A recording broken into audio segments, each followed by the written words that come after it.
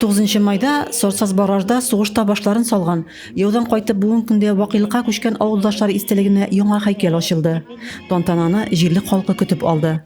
Бахраж җирлегенә 3 авыл карый, соңгы 2 елда җирлектә Бөек Ватан сугышында катнашып һәлак булган авылдашлар истәлегенә куйган һәйкәлләр, истәлекле урыннарны яңартуга зур игътибар бирелә.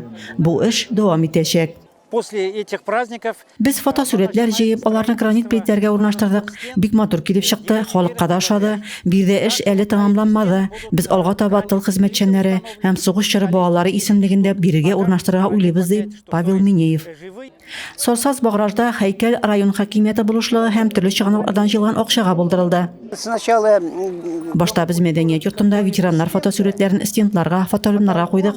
Аннан әлеге фотосурәтләрне гранит плитәгә урнаштыру идеясе туды. Без моны җирлек башлыгына җиткердек, ди Григорий Иванов.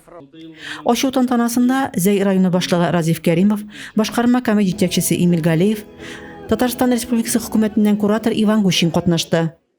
От имени Государственного совета правительства Республики Татарстан от себя лично поздравляю вас с 76-й годовщиной победы в Великой Отечественной войне.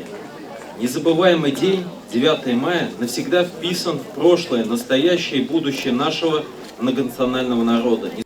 Һәйкәл эшләү эшендә катнашкан кешеләргә район башлыгы рәхмәт хатлары тапшырылды. Сугышта һәлак булганнар 1 минут тынлык белән искә алынды, мемориалга чәчәкләр куелды. Рәзимә Кашапова, Юлия Казамарова, Зәй хәбәрләре.